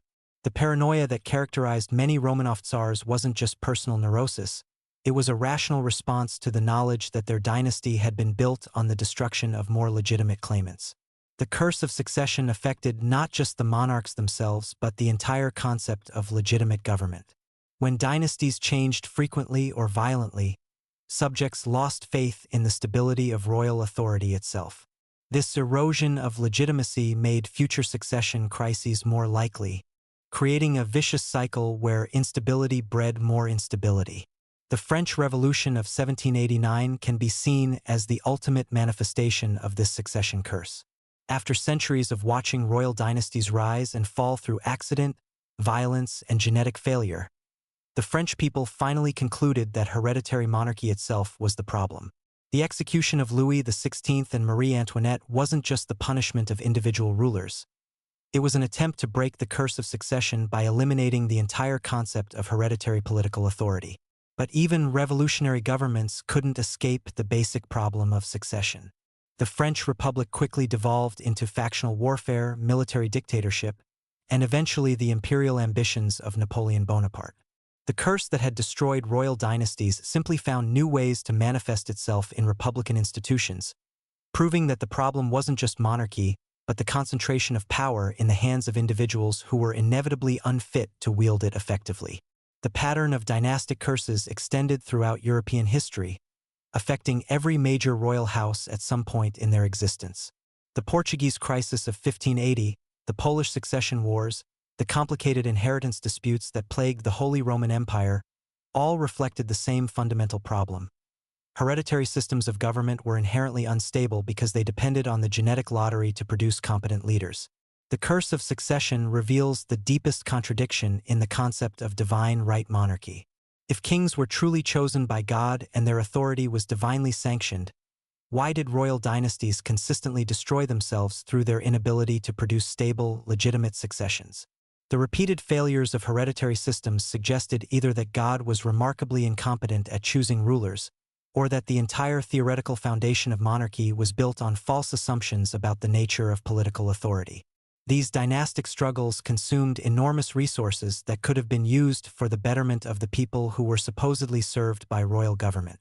The Wars of the Roses, the Spanish succession conflict, the various Polish succession crises, all represented massive diversions of human energy and wealth toward resolving problems that existed only because of the arbitrary nature of hereditary political systems. Part 8. Marriage Politics and Strategic Alliances. The Matrimonial Curse. If succession crises were the dramatic manifestation of royal curses, then the elaborate system of strategic marriages that dominated European politics represented their more subtle but equally destructive influence. For centuries, royal marriages weren't expressions of love or personal choice. They were diplomatic instruments designed to secure alliances, prevent wars, and consolidate power. But this system of matrimonial politics often created more problems than it solved, generating new conflicts, spreading genetic disorders, and trapping monarchs in relationships that made effective rule nearly impossible. The curse of royal marriage politics began with a fundamental contradiction. The same unions that were supposed to create stability and prevent conflicts often did exactly the opposite. When kingdoms were joined through marriage, the resulting territorial claims could persist for generations, creating pretexts for invasion and conquest that might otherwise never have existed. What began as diplomatic solutions to immediate problems often became the source of even greater conflicts decades or centuries later. Perhaps no single marriage in history better illustrates this curse than the union of Henry VIII and Catherine of Aragon in 1509. What seemed like a perfect diplomatic match, cementing the alliance between England and Spain while providing Henry with an experienced, intelligent wife, quickly became the source of a crisis that would reshape English religion, politics, and society for centuries to come. Catherine's inability to produce a male heir wasn't just a personal tragedy. It became a national obsession that consumed Henry's reign and ultimately led him to break with Rome, dissolve the monasteries, and execute anyone who opposed his increasingly desperate attempts to secure the succession. The king's great matter, his quest to annul his marriage to Catherine, wasn't really about love for Anne Boleyn or even about religious conviction. It was about the fundamental failure of marriage politics to solve the basic problem of royal succession.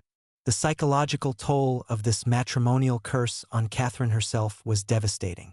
She had been raised from childhood to understand that her value lay entirely in her ability to produce male heirs and maintain diplomatic alliances.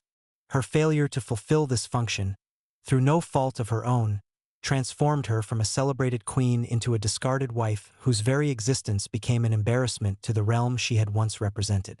Catherine's letters during the annulment proceedings reveal the complete destruction of her identity and purpose. "I came into this kingdom as your true wife," she wrote to Henry, "and by me you have had diverse children, although it hath pleased God to call them out of this world, which hath been no fault in me." The desperate defense of her legitimacy as queen reflected her understanding that without that role, she had no place in the world and no reason for existence. But Henry's matrimonial curse didn't end with Catherine's annulment. His subsequent marriages to Anne Boleyn, Jane Seymour, and of Cleves, Catherine Howard, and Catherine Parr all reflected the same fundamental problem. Royal marriages had become impossible burdens that no individual could successfully bear. Each wife faced the impossible task of satisfying not just her husband's personal desires, but the political and dynastic needs of an entire kingdom. Anne Boleyn's execution in 1536 represented the ultimate failure of marriage politics. Here was a woman who had been elevated to queen precisely because she promised to solve Henry's succession problems, only to find herself condemned to death when she failed to produce the male heir that had justified her elevation in the first place. The charges against her, adultery, treason, incest, were almost certainly fabricated, but they reflected the impossible position that royal wives occupied in the matrimonial political system. The curse of strategic marriage extended far beyond England to encompass the entire European political system.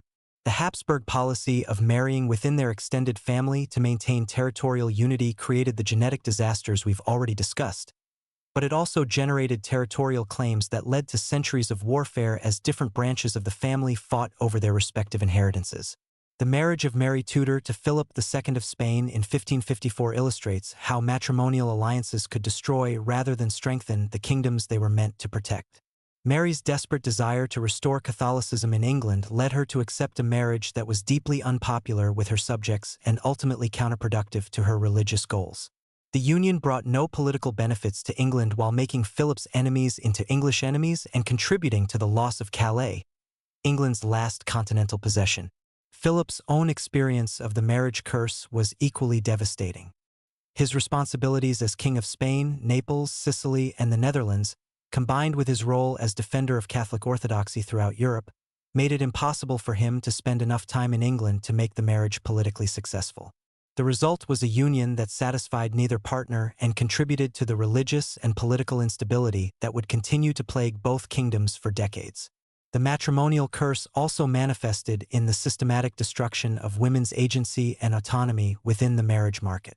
Royal women weren't just wives and mothers. They were diplomatic assets whose value was entirely determined by their ability to cement alliances and produce heirs.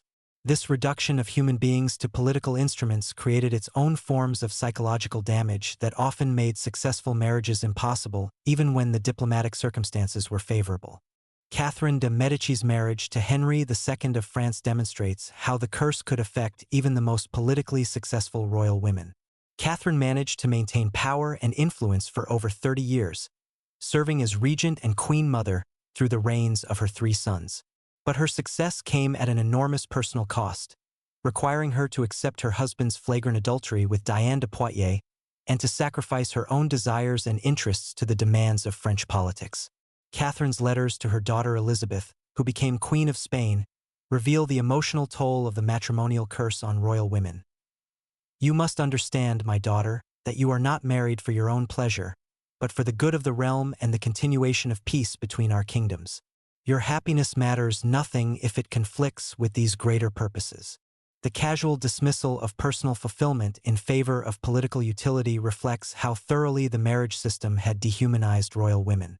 The genetic consequences of strategic marriage policies created their own form of curse that affected entire dynasties. The Habsburg family's commitment to cousin marriage produced not just individual genetic disorders, but systematic patterns of infertility, mental illness, and physical deformity that ultimately made effective rule impossible. Charles II of Spain's inability to produce an heir wasn't just a personal tragedy. It was the inevitable result of generations of matrimonial policies that prioritized political considerations over genetic health. Modern analysis of European royal family trees reveals the full extent of the genetic damage caused by strategic marriage policies.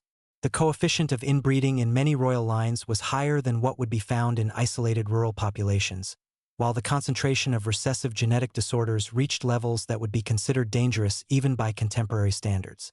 The curse of royal marriage wasn't supernatural, it was biological, the inevitable result of treating human reproduction as a political rather than a biological process. The psychological impact of arranged marriages on royal children was often devastating, even when the unions were technically successful.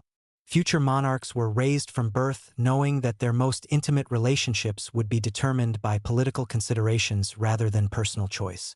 This knowledge shaped their understanding of love, family, and personal autonomy in ways that often made healthy emotional development impossible. Louis XIV's marriage to Maria Theresa of Spain illustrates how even successful arranged marriages could create psychological damage that lasted for generations. The union fulfilled its political purpose by ending the Franco-Spanish War and securing French territorial gains, but it also trapped both partners in a relationship that provided little emotional satisfaction or personal fulfillment. Louis's numerous extramarital affairs weren't just expressions of royal privilege. They represented his attempts to find the emotional connection that his arranged marriage couldn't provide. The curse of matrimonial politics also extended to the children of royal marriages, who often grew up in households where their parents' relationship was defined by political necessity rather than mutual affection. This created patterns of emotional dysfunction that were passed down through generations, contributing to the psychological instability that characterized many royal families. The marriage of George III of Britain to Charlotte of Mecklenburg-Strelitz demonstrates how even personally happy arranged marriages could contribute to dynastic curses. George and Charlotte's union was by most accounts successful on a personal level, producing 15 children and lasting over 50 years. But Charlotte's German origins made her unpopular with British subjects, while the couple's numerous children created new succession problems and diplomatic complications that would plague the British monarchy for decades. The matrimonial curse reached its ultimate expression in the complex web of relationships that connected European royal families by the 19th century. Queen Victoria's descendants occupied thrones throughout the continent, creating a situation where European politics became essentially a family dispute among cousins. This interconnectedness was supposed to prevent major wars, but instead it helped create the conditions that led to World War I, as family loyalties conflicted with national interests in ways that made diplomatic solutions increasingly difficult. The assassination of Archduke Franz Ferdinand in 1914 triggered a global conflict partly because the marriage alliances that were supposed to maintain peace instead created a system where local conflicts automatically became international crises. The murderer's bullet that killed the Austrian heir activated a network of treaty obligations and family loyalties that made a continental war virtually inevitable. The personal dimension of this matrimonial curse is illustrated by the correspondence between Kaiser Wilhelm II of Germany and Tsar Nicholas II of Russia during the July Crisis of 1914. These two men, who addressed each other as Willie and Nicky in their letters, were drawn into a conflict that neither wanted largely because their family relationship had become entangled with their political responsibilities in ways that made peaceful resolution impossible. The curse of royal marriage politics ultimately helped destroy the very system it was designed to protect. By treating marriage as a diplomatic instrument rather than a personal relationship, European monarchies created patterns of dysfunction, genetic damage, and political instability that made effective rule increasingly difficult. The elaborate system of matrimonial alliances that was supposed to create stability instead generated the conflicts and crises that would ultimately bring down most of the royal houses of Europe. The legacy of the matrimonial curse extends far beyond the royal families themselves to encompass the millions of people whose lives were affected by the political decisions made by emotionally damaged, genetically compromised, and psychologically unstable monarchs. The wars fought over succession disputes, the religious conflicts generated by annulment proceedings, the diplomatic crises created by marriage negotiations, all represent the human cost of treating the most intimate aspects of human life as instruments of political policy.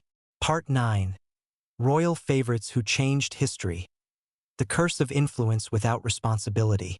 Perhaps no aspect of royal curses was more paradoxical than the enormous influence wielded by individuals who held no official titles, commanded no armies, and possessed no legal authority, yet who shaped the course of European history through their personal relationships with monarchs. These royal favorites' lovers, friends, advisors, and manipulators often possessed more real power than prime ministers and generals. Yet they operated in a shadow world where influence was personal, temporary, and utterly dependent on the whims of rulers who were themselves often unstable, paranoid, and isolated. The curse of royal favoritism created a parallel power structure that existed alongside but separate from official government institutions.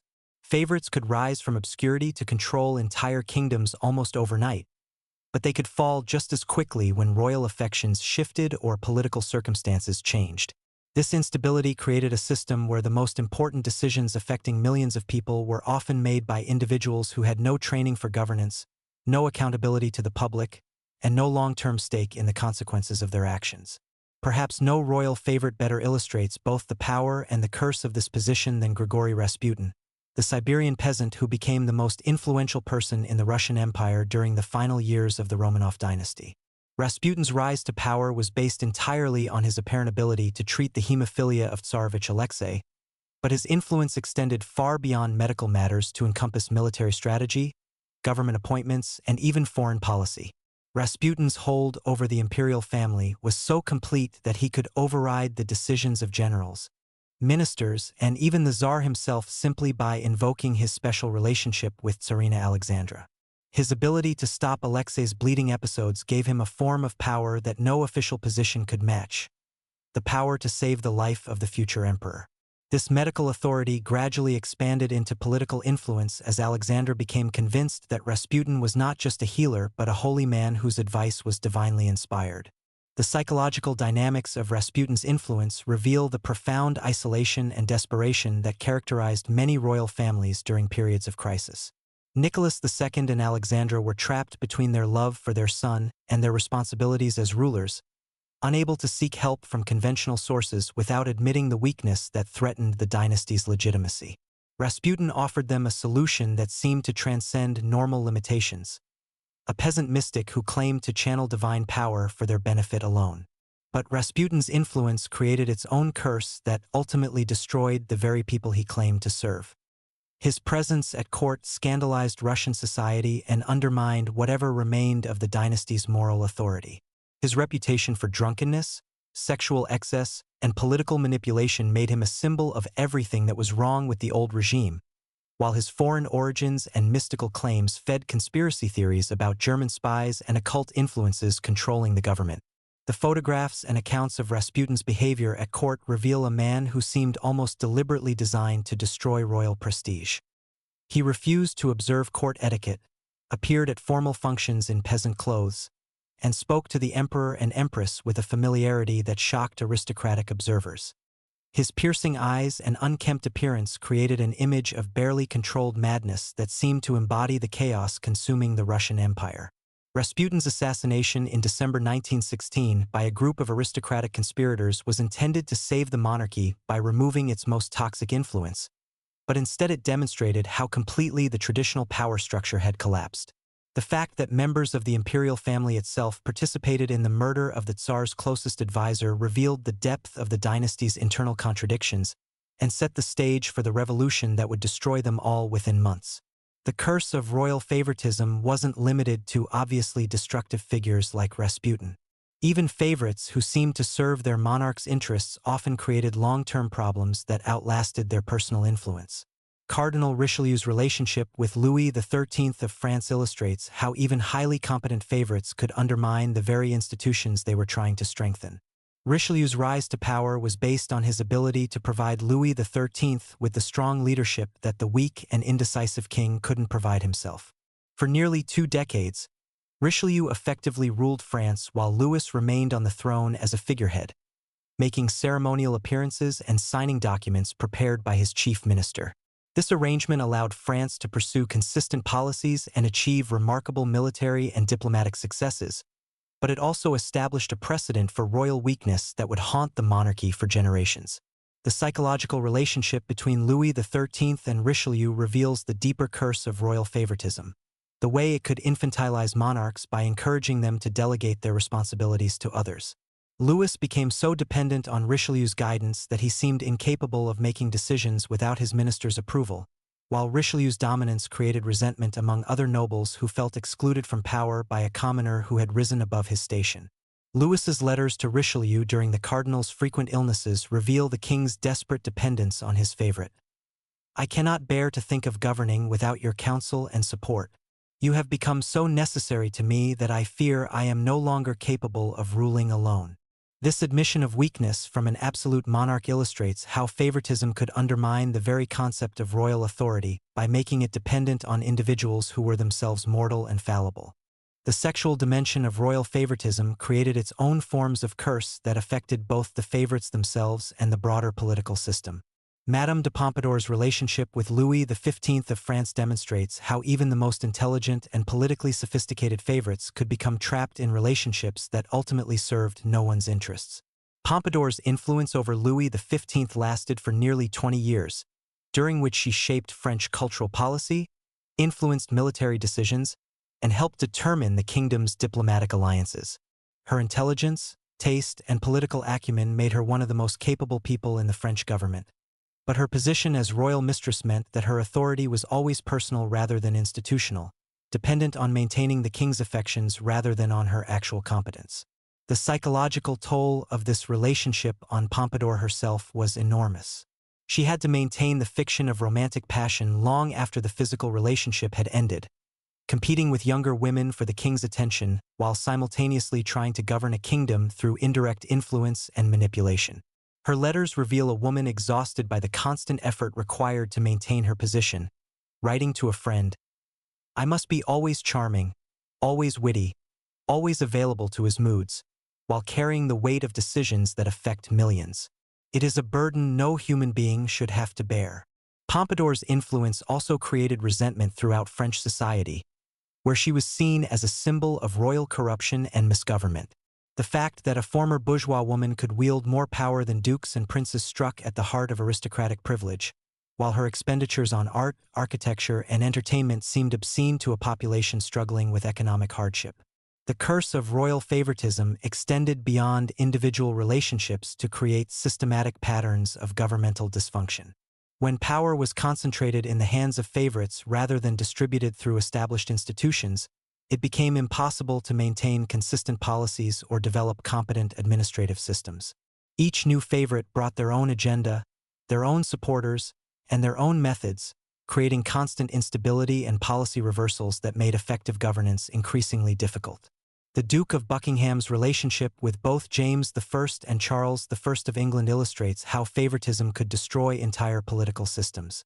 Buckingham's rise to power was based purely on his physical attractiveness and personal charm, yet he became the most powerful person in England despite having no qualifications for political leadership beyond his ability to maintain royal favor. Buckingham's incompetence as a military leader led to disasters in France and Spain that cost thousands of lives and enormous sums of money, while his arrogance and corruption alienated Parliament and contributed to the constitutional crisis that would eventually lead to civil war. Yet both James I and Charles I defended him against all criticism, placing their personal affections above the interests of the realm and the advice of more experienced counselors. The psychological dynamic between Buckingham and his royal patrons reveals another aspect of the favoritism curse, the way it could make monarchs blind to obvious incompetence and corruption. James I's letters to Buckingham are filled with terms of endearment that seem inappropriate for a king addressing a subject, while Charles I's defense of Buckingham against parliamentary criticism contributed to the breakdown of trust between crown and legislature that would ultimately cost him his throne and his life. Buckingham's assassination in 1628 by a disgruntled soldier was widely celebrated throughout England, demonstrating how completely he had alienated the nation through his failures and corruption. But his death couldn't repair the damage his influence had caused to the relationship between monarchy and parliament, and the constitutional conflicts that his incompetence had exacerbated would continue to destabilize English government for decades. The curse of royal favoritism also affected the favorites' own families and social networks, creating patterns of corruption and nepotism that extended throughout the political system. Favorites typically used their influence to advance their relatives and allies, creating factions that existed primarily to serve personal rather than national interests. The Medici family's relationship with the French crown illustrates how favoritism could become hereditary, with successive generations maintaining influence through their ability to provide services that the monarchy couldn't obtain elsewhere. Catherine de' Medici's marriage to Henry II brought Italian banking expertise, cultural sophistication, and political cunning to the French court, but it also imported Italian methods of governance that emphasized intrigue, poison, and manipulation over traditional feudal loyalties. Catherine's influence extended through the reigns of her three sons, creating a 40-year period during which French policy was largely determined by Italian interests and methods. This foreign influence contributed to the religious wars that devastated France during the late 16th century, as French nobles rebelled against what they saw as alien control of their monarchy. The psychological impact of favoritism on the monarchy itself was perhaps the most destructive aspect of this curse. When rulers became dependent on favorites for emotional support, political guidance, or personal validation, They lost the independence and authority that effective leadership required. The very intimacy that gave favorites their power also made monarchs vulnerable to manipulation, blackmail, and abandonment. Elizabeth I of England's relationship with Robert Dudley, Earl of Leicester, illustrates how even strong monarchs could be weakened by their emotional dependence on favorites. Elizabeth's love for Dudley was genuine and lasting, but it also created political complications that lasted throughout her reign as she struggled to balance her personal feelings with her royal responsibilities. Elizabeth's refusal to marry Dudley despite their mutual affection reflected her understanding that favoritism and effective governance were ultimately incompatible. Her famous declaration that she was married to England wasn't just a political slogan. It was a recognition that the intimacy required for successful personal relationships was inconsistent with the isolation and independence required for successful rule. The curse of royal favoritism reveals one of the fundamental contradictions of absolute monarchy. The system that concentrated enormous power in the hands of individual rulers also isolated them from the human connections that might have made them wiser and more compassionate leaders. Favorites offered the illusion of intimacy and support, but they ultimately served their own interests rather than those of the crown or the nation, creating another layer of dysfunction in political systems that were already struggling with the limitations of hereditary rule. Part 10. The personal cost of the crown, when majesty becomes misery. As we reach the end of our journey through the dark corridors of royal history, we must confront the most haunting question of all. Were these monarchs truly cursed by supernatural forces, or were they simply victims of a system so fundamentally flawed that it transformed privilege into punishment and power into poison?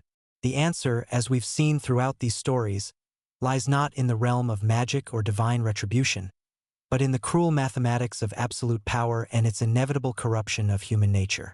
The personal cost of wearing a crown was far higher than most people could imagine or endure. From the moment of their birth, royal children were marked for a life that would be simultaneously elevated above normal human experience and isolated from normal human connections. They would possess unlimited material wealth yet be impoverished in genuine relationships. They would command the obedience of millions yet be enslaved by duties and expectations that allowed no room for personal fulfillment or authentic self-expression. Consider the psychological profile of a typical European monarch during the height of absolute rule. These individuals were raised from infancy to believe they were fundamentally different from other human beings, chosen by God, superior by blood, entitled to absolute obedience from their subjects.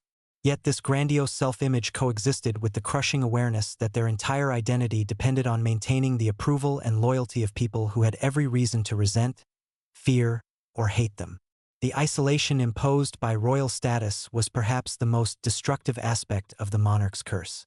Surrounded by courtiers whose livelihoods depended on royal favor, they could never be certain whether they were hearing truth or flattery. Every conversation was potentially a political calculation. Every gesture of affection might mask an agenda. Every moment of vulnerability could be exploited by enemies or rivals. In such an environment, paranoia wasn't a character flaw, it was a survival mechanism. Queen Elizabeth I of England, despite her reputation as one of history's most successful monarchs, provides a perfect example of how the crown could consume the person who wore it. Her famous declaration that she had the heart and stomach of a king wasn't just a political statement. It was a tragic admission that successful rule required the suppression of her essential humanity. To remain effective as a queen, she had to sacrifice her possibilities as a woman, a wife, and a mother. Elizabeth's correspondence reveals the enormous psychological cost of this sacrifice. In her private letters, written in her own hand without the mediation of secretaries or advisors, she expressed a profound loneliness that no amount of public adulation could fill. "I may have the body of a weak and feeble woman," she wrote, "but I have the heart and stomach of a king, and of a king of England too. And yet, in the darkest hours of night, I am neither king nor woman, but something caught between worlds, belonging fully to neither." The Virgin Queen's refusal to marry wasn't just a political strategy. It was a recognition that the intimacy required for a successful marriage was incompatible with the isolation required for effective rule. Her relationship with Robert Dudley, the great love of her life, remained unconsummated not because of external political pressures but because she understood intuitively that to be truly known by another person would make it impossible to maintain the mystique and authority that her position required. Elizabeth's physical deterioration in her later years reflected the cumulative toll of a lifetime spent suppressing her human needs in service of her royal role. Contemporary accounts describe a woman who had become almost grotesquely artificial, her face painted white with poisonous lead cosmetics, her teeth black from sugar consumption, her hair replaced by elaborate wigs that concealed the baldness caused by stress and poor health. The glorious Gloriana of court portraits bore little resemblance to the aging, lonely woman who paced the corridors of her palaces in the small hours of the morning, unable to sleep for fear of the dreams that might reveal her true feelings. The curse of royal isolation was particularly devastating for monarchs who possessed the intelligence and sensitivity to understand their situation fully. Mad King Ludwig II of Bavaria represents an extreme but illuminating example of how the contradiction between public role and private self could destroy even the most privileged individuals. Ludwig's fairy tale castles weren't just architectural fantasies. They were elaborate escape mechanisms designed to create spaces where he could retreat from the impossible demands of kingship. His increasing reclusiveness wasn't simply eccentricity but a rational response to the discovery that his throne was a prison and his crown a chain that bound him to a life he found unbearable. Ludwig's letters to his cousin, Empress Elizabeth of Austria, known as Sisi, reveal the shared understanding between two royal figures who recognized the curse for what it was. "We are like beautiful birds in golden cages," he wrote, "admired by all who see us, yet unable to fly or sing as nature intended. The bars may be made of gold, but they are bars nonetheless, and we beat our wings against them until they bleed." Elizabeth herself provides another tragic example of how royal privilege could become royal torment. Despite her legendary beauty and the romantic mythology that surrounded her marriage to Emperor Franz Joseph, she spent most of her adult life fleeing from court duties and royal responsibilities that she found suffocating. Her obsessive traveling, her extreme dieting and exercise regimens, her growing reclusiveness, all reflected her desperate attempts to retain some sense of personal autonomy within a system designed to eliminate individual will. Sisi's assassination in Geneva in 1898 by an Italian anarchist was, in a sense, the final manifestation of the royal curse. She died not because of anything she had personally done, but simply because she represented a system that had become intolerable to those it oppressed. The anarchist Luigi Lucchini later explained that he had killed her not out of personal hatred, but because she was a convenient symbol of everything he despised about aristocratic privilege. The psychological damage caused by royal status often manifested in addictive behaviors that provided temporary escape from the impossible pressures of absolute rule. Alcohol, opium, sexual excess, gambling, and various forms of self-harm became common coping mechanisms for monarchs who could find no other way to manage their pain. Peter the Great of Russia, despite his historical reputation as a transformative leader, was also a violent alcoholic whose drinking binges became legendary throughout Europe. His court parties often lasted for days and involved such extreme consumption of alcohol that participants frequently died from alcohol poisoning. Peter's own death in 1725 was likely caused by complications related to his chronic alcoholism and the venereal diseases he had contracted during his many sexual adventures. But Peter's addictions weren't just personal weaknesses. They were symptoms of the deeper curse that affected all absolute monarchs. The man who could command armies and reshape empires was powerless to escape the prison of his own psychology. His drinking provided temporary relief from the paranoia, isolation, and crushing responsibility that came with unlimited power, but it also accelerated the physical and mental deterioration that would ultimately destroy him. The genetic dimension of royal curses reveals another layer of the tragedy that befell European monarchies. The practice of royal intermarriage, designed to keep power concentrated within noble bloodlines, created a biological disaster that made effective rule increasingly impossible. The Habsburg jaw, the bleeding disease of the British and Russian royal families, the mental illness that plagued the House of Hanover, all represented the physical manifestation of a system that prioritized political considerations over biological reality. Charles II of Spain, the last Habsburg ruler of that country, represents the ultimate expression of this genetic curse. His physical and mental disabilities were so severe that he could barely function as a human being, let alone as a monarch. Yet he was maintained on the throne for 35 years because the alternative, admitting that the royal bloodline had become so compromised that it could no longer produce viable rulers, was unthinkable to the political and religious establishment of his time. Charles's autopsy report, conducted after his death in 1700, reads like a catalogue of genetic horror. His body did not contain a single drop of blood. His heart was the size of a peppercorn. His lungs corroded. His intestines rotten and gangrenous. He had a single testicle, black as coal, and his head was full of water. This wasn't just the result of disease or accident. It was the inevitable consequence of generations of royal marriages that had systematically eliminated genetic diversity from the bloodline. The political consequences of genetic royal curses extended far beyond the affected individuals to encompass entire populations who suffered under rulers who were literally incapable of competent governance. The War of the Spanish Succession, which killed over 1 million people and devastated Europe for 13 years, was triggered directly by Charles II's genetic inability to produce an heir. Entire nations went to war because one man's chromosomes had been so damaged by inbreeding that he couldn't perform the basic biological function expected of any monarch. The religious dimension of royal curses adds another layer of tragedy to these stories. Many monarchs genuinely believed that their suffering was either punishment for their sins or a test of their faith imposed by a god who had chosen them for their exalted position.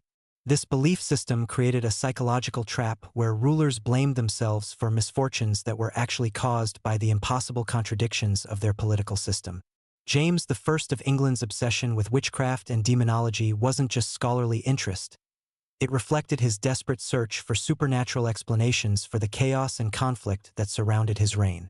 His famous treatise, Demonology, can be read as an attempt to understand why God would allow evil forces to torment a king who believed himself to be divinely appointed. James's personal letters reveal a man tormented by the gap between his theoretical authority and his practical powerlessness. We are told that kings are God's representatives on earth, yet I find myself as helpless as any mortal man against the forces that assail my realm. If I am truly chosen by the Almighty, why does He permit such trials? Are we cursed for some hidden sin? Or is this suffering the price of the crown itself? The curse of absolute monarchy ultimately destroyed itself through its own internal contradictions. The system that was designed to create stable, effective government instead produced rulers who were increasingly isolated, paranoid, genetically compromised, and psychologically damaged. The divine right that was supposed to legitimate royal authority became impossible to maintain when the supposed representatives of God on earth were obviously unfit to govern anyone, including themselves.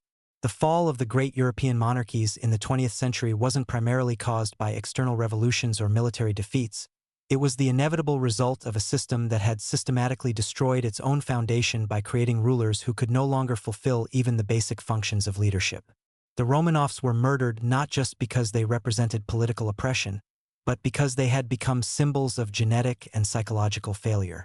The Habsburgs lost their empire not just because of military defeat, but because their dynastic line had become so compromised that effective rule was impossible. As we look back on these stories of royal curses, we can see that they weren't really about supernatural forces or divine punishment. They were about the predictable consequences of systems that placed unlimited power in the hands of individuals who were selected not for their competence or character, but for accidents of birth that often made them the least suitable people imaginable for positions of ultimate responsibility. The true curse of European royalty was the curse of absolute power itself, the discovery that no human being, no matter how privileged or protected, could wield unlimited authority without being corrupted and ultimately destroyed by it. The crown didn't just isolate its wearers from their subjects, it separated them from their own humanity, creating monsters who were as much victims of the system as those they ruled.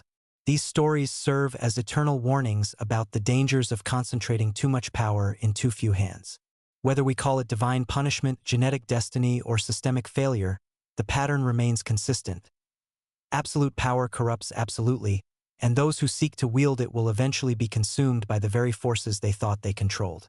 The curse of the crown was real, but it wasn't supernatural. It was simply the inevitable price of trying to make mortals into gods and discovering that the transformation destroyed both the ruler and the ruled. In the end, the greatest tragedy of these royal curses wasn't the suffering of individual monarchs, but the millions of ordinary people whose lives were shaped by the decisions of rulers who were fundamentally unfit to make them. The curse of absolute monarchy wasn't just personal, it was collective, a system-wide failure that caused immeasurable human suffering and prevented entire civilizations from reaching their potential. The fall of these cursed dynasties wasn't a tragedy, it was a liberation, freeing humanity from a form of government that had proven itself incapable of serving any interest except its own perpetuation.